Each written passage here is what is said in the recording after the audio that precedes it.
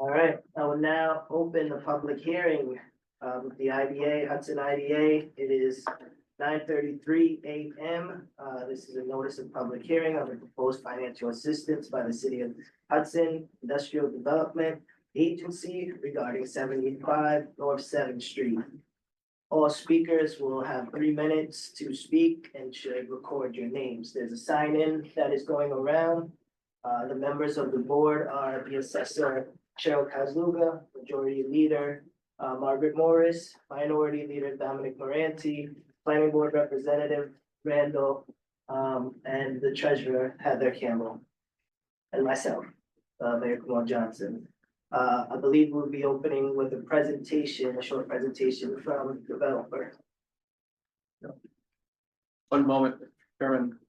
I do have to read a portion of the public notice.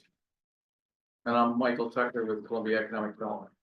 Notice is hereby given that a public hearing pursuant to section 859A of the General Municipal Law will be held by the City of Hudson Industrial Development Agency on the 26th day of March, 9:30 a.m. at the offices of CEDC. Regarding consideration of the proposed financial assistance in connection with the acquisition and construction and equipment of a mixed-use building of multifamily and commercial space at 75 North 7th Street, City of Hudson. Project consists of acquisition of title and leasehold interest of approximately 0.57 acres with existing improvements at 75 North 7th Street, construction of an approximate 90,000 square foot 5-story building with 75 multifamily residential units and approximately 4,000 square feet of commercial space. The acquisition of and installation in and around the improvements of certain machinery, equipment, and other items of tangible personal property with an estimated total project cost of $24,539,321. The application proposes 15 multi-unit units would have rents affordable to households of 80% of average medium annual area medium income, and 4 multifamily units that would have rents affordable to households at 130% of AMI, with the remainder at market rates. Thank you, Mr. Chairman. Do you have any slides? Thank you.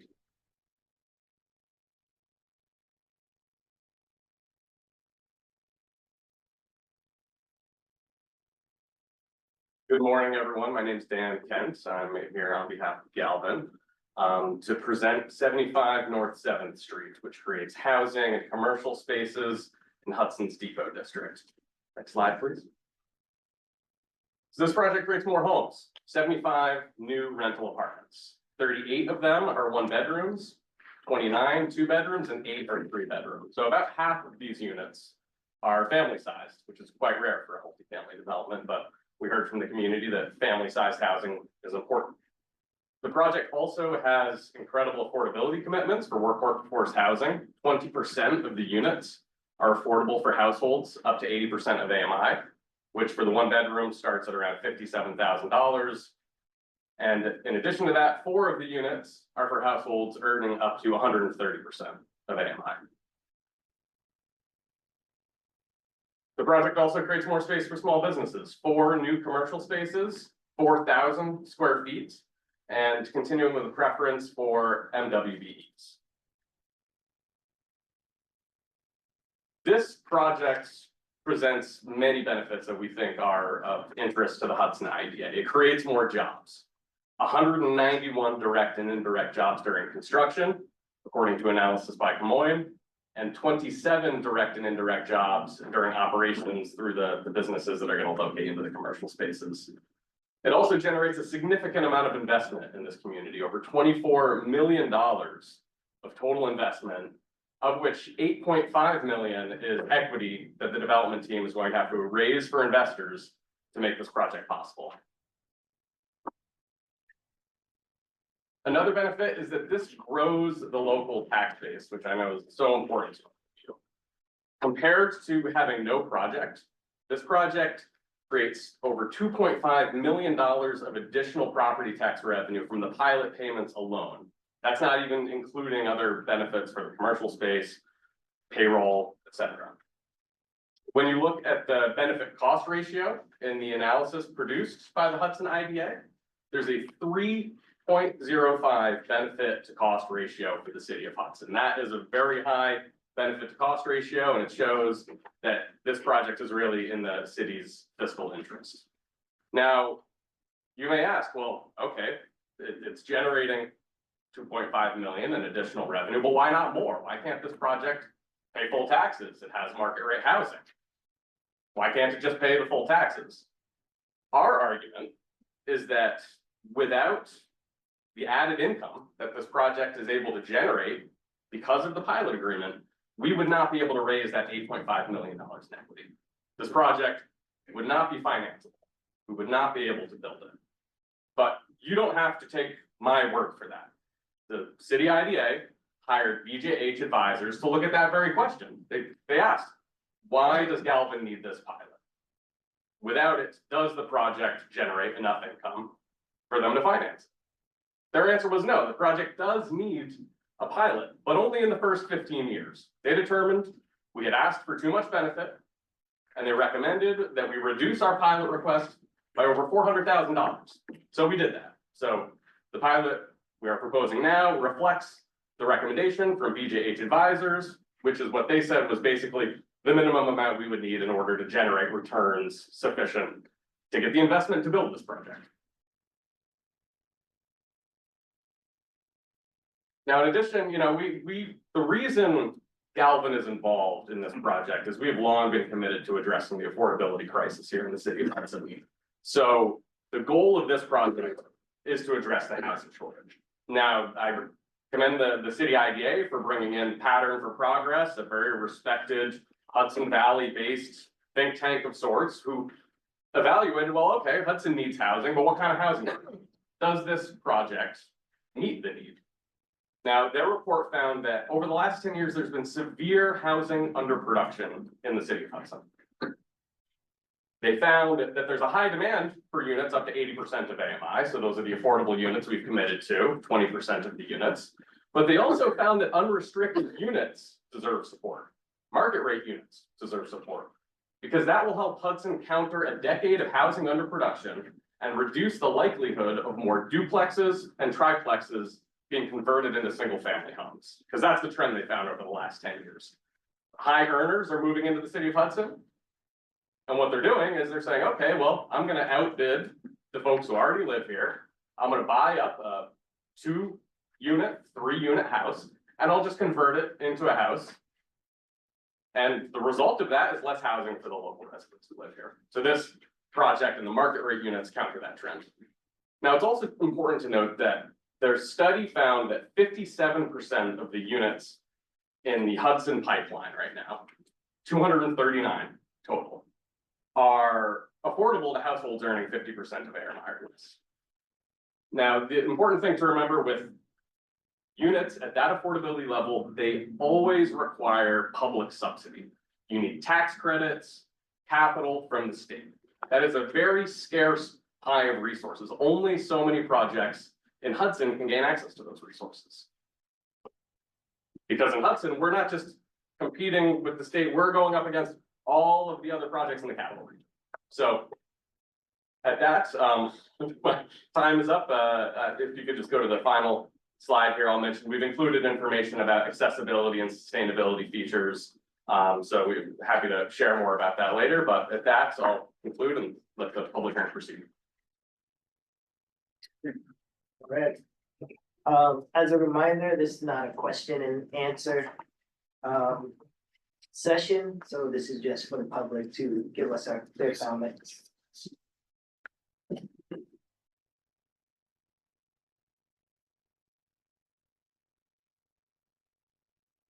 Speaker, we have Joan Hunt. Good morning, everyone. My name is Joan Hunt. I'm the Executive Director of the Greater Hudson County Neighborhood. Born and raised in Columbia County and have been working in Hudson since 2006. So I've seen firsthand some of the things Dan mentioned.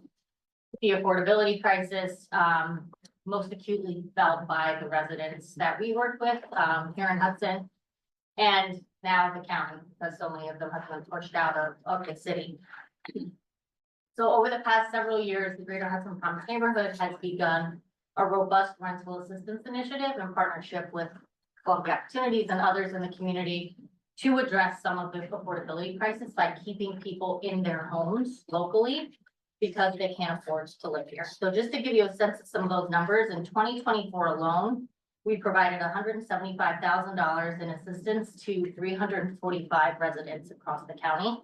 I see Commissioner Gibson here from DSS, who we partner with very closely as well.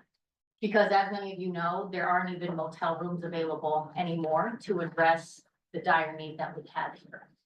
So, and to give you a sense of this year, in just the 3 months of 2025, we've already distributed $75,000 in assistance across the county. Much of that is in Hudson, but I didn't break the numbers up specifically for today, but we know that a lot of our families can't afford to live here. So with that dire need in mind, I'm here to support the initiative. It matters a lot less to me who the developer is. I know there's folks that have big feelings about that. I'm here to support this initiative because it creates more affordable housing than what we have currently and more housing for the workforce as well. I have members of my team that work at the Greater Hudson Promise neighborhood that had a really hard time finding an apartment in the city of Hudson.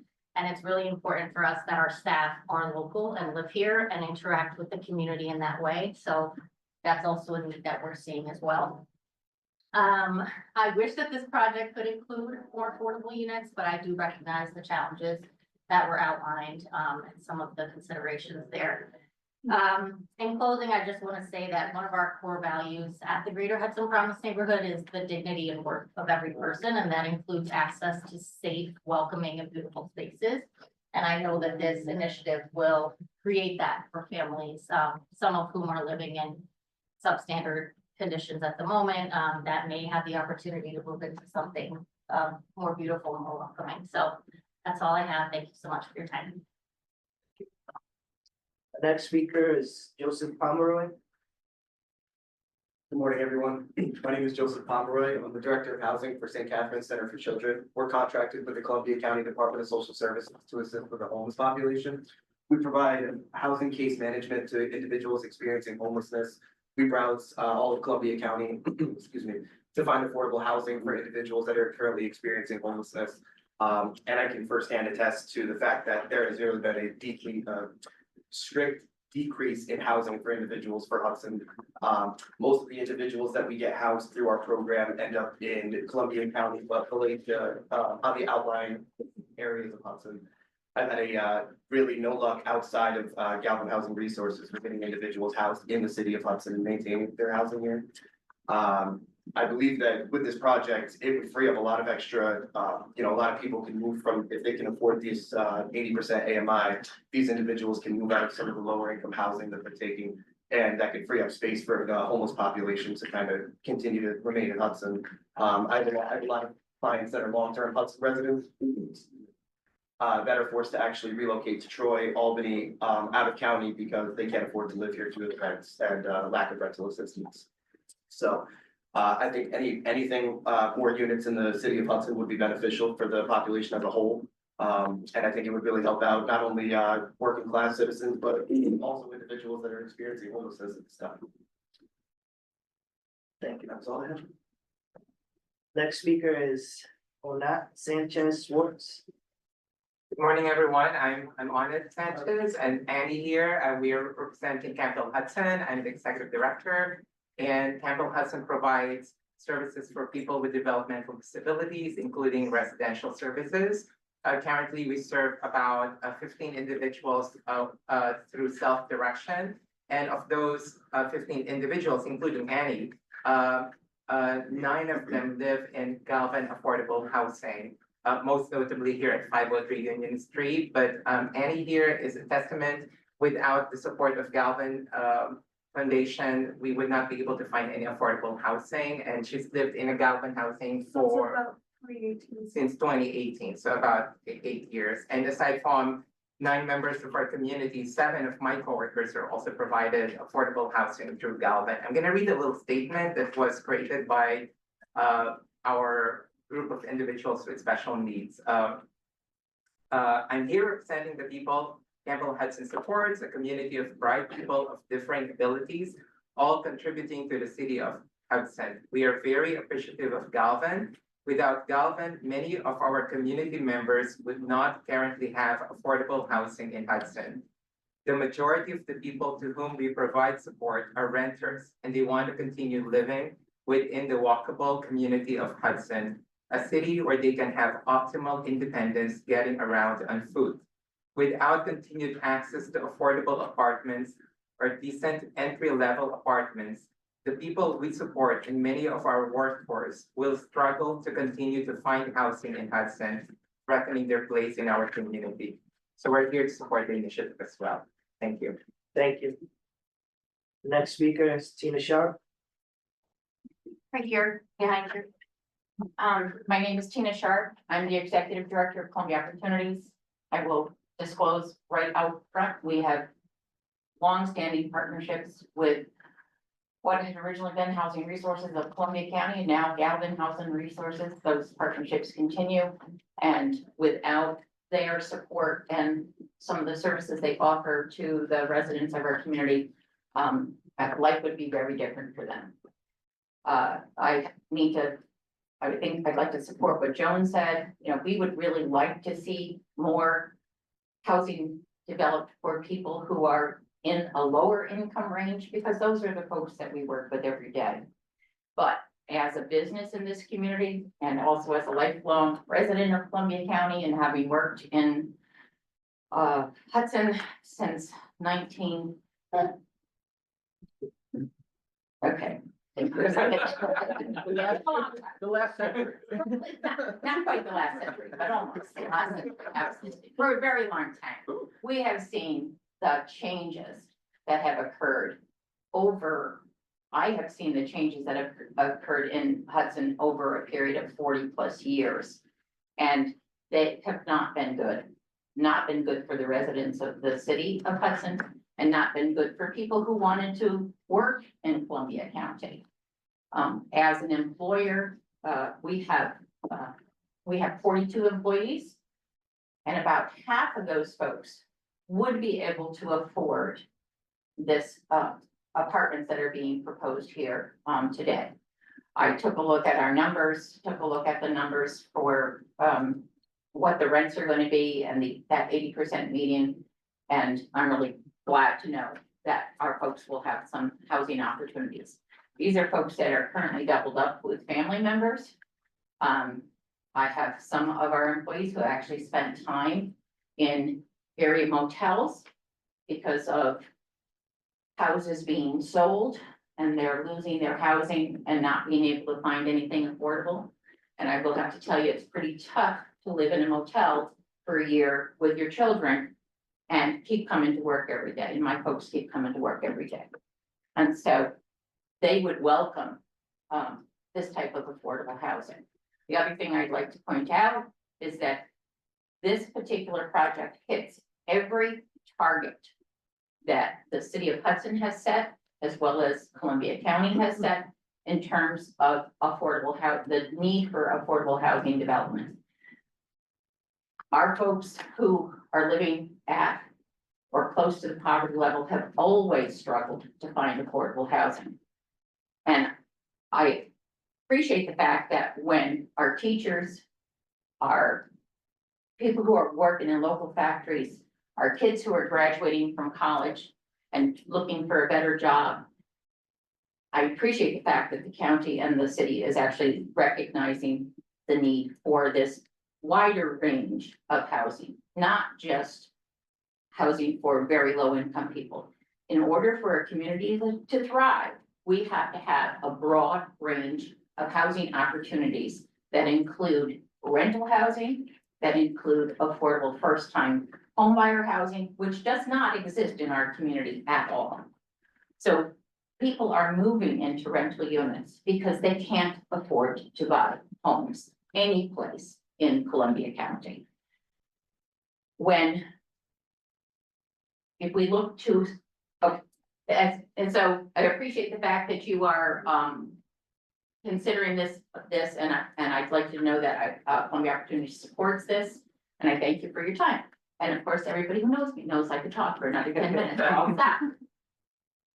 Thank you, Tina. Our next speaker is Chris Perry. Hi, I'm Chris Perry. Some of you know me working on the Crescent redevelopment.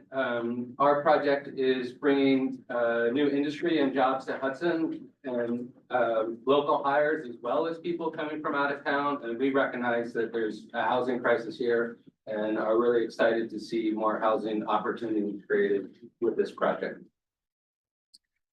Thank you, Chris. Our next speaker is Daniel McCabe. Hello, I'm partners with Chris on the Crescent project. I echo his sentiment. I've been living here for about 15 years.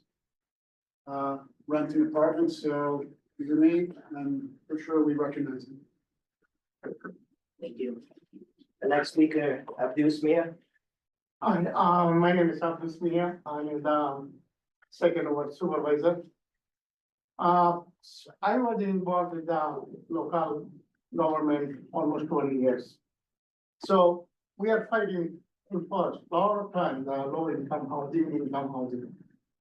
My constituency has a more low income people, low vulnerable people.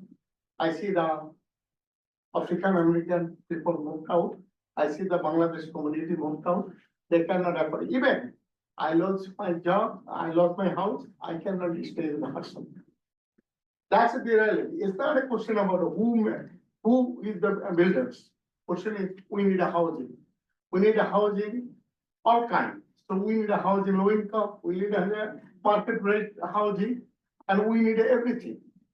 A lot of people talk about Galvin, a lot of people talk about this, a lot of the builders, they can talk. Bring in the builders, bring in this, the low income housing. We need a house for the people who live in the Hudson. This is the diverse community. It's not only one community. You see the data, how many people is pushed out, the African American, Bangladesh community pushed out from the Hudson to other places because they cannot have it. We have no more job and qualified job. We have a lot of people cannot afford it. So I'm supporting that kind of any low income housing or market rate housing. I'm supporting that initiative. That is on principle. Thank you. Thank you. Our next speaker, Vicky Daskaludi. Hi, Vicky Daskaludi, Fifth Ward Council Member. I want to make it clear that this is not an affordable housing project. This is on 15 units that are going to be affordable.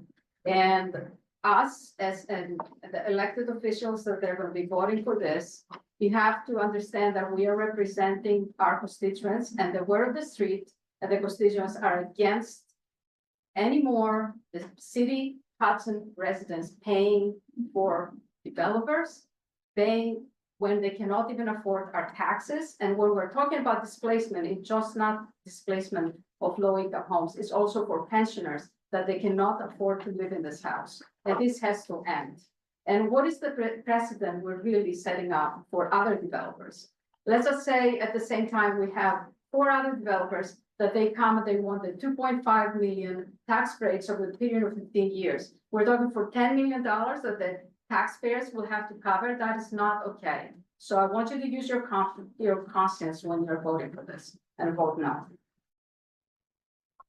Thank you. Our next speaker, Quentin Cross.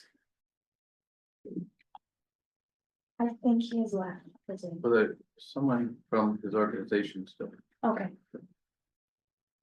Someone from, oh, here we go. Yes, you're on mute. Can you hear me?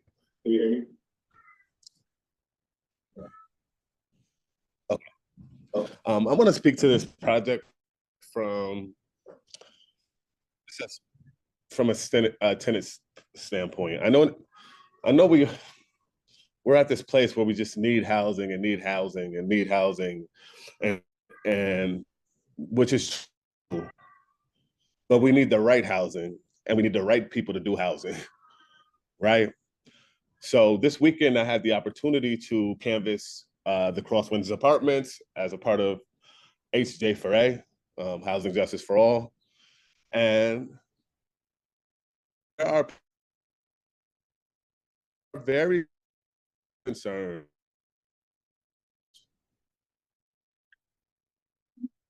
about the way in which there are people, their rent went up $120 to $150, many of them, right? They're concerned. I'm concerned. I'm concerned about the people who live down, a woman in particular down on Columbia Street, who the foundation tried to force to do her own handicap ramp and only did one after she fell. I'm concerned. To whom much is given, much is required. Has anybody ever did an audit of what they have now? Have you talked to the tenants to see if they were all right with how they're being managed? Have you looked into if they have done what they said they were doing when they were raising the rents? Because I know someone in my family member who rent got raised based on rehabilitation, right? And all they did was paint, and then DCHR came back and it made them do a whole rehab. They have enough. They have a track record, right, that we could look at. And right now, we should pause anything that they're doing until there's a full review of how they're showing up for tenants. How they're showing up when they said they're going to be doing the work on their building. I actually called the senator's office on Sunday after I did the Saturday door to door to ask for DCHR to do a full review of their properties that they oversee for Galvin, because tenants are fed up. So I'm all for housing. I'm all for all types of housing. I want it to be, I want this project to be approved, but I don't want it to be approved if Galvin is in charge of it. Thank you so much. Quentin. Our next speaker, Ravonda Smith. Hi, yes, thank you all. I would just like to, as a long living resident of the city of Hudson, born and raised here, I would just like to state that I've been going through nothing but terrible experience these past few years with Galvin Housing Resources. Where I live started out as Hudson Housing Resources, and it was amazing. Galvin came and they turned it into hell. I wish I could get deep down into my situation that is currently active with the state, because I'm not done. It's still going and I'm on their necks. But I want to let you know what Galvin has done to my family has been nothing but terrible. And I think the city of Hudson did everything for Galvin. We opened our arms.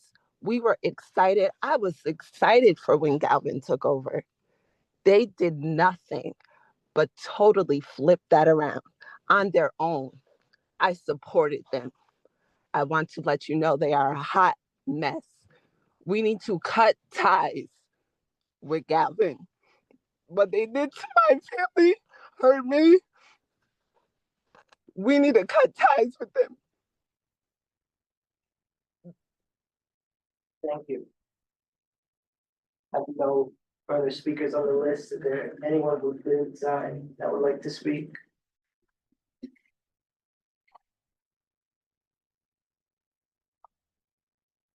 Mayor, with respect to anyone that had additional comments or anyone who has not yet submitted comments, the comment period is extended to Friday at closing business at 5 p.m.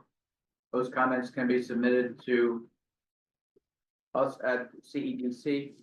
The email address to submit comments is in the public notice, which is on the city website on their calendar for 9:30 today. That's the 28th.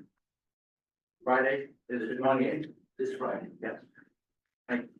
All right, that's for a motion to close the public hearing. Second. All right, all in favor? Aye. Thank you, everyone. Thank you.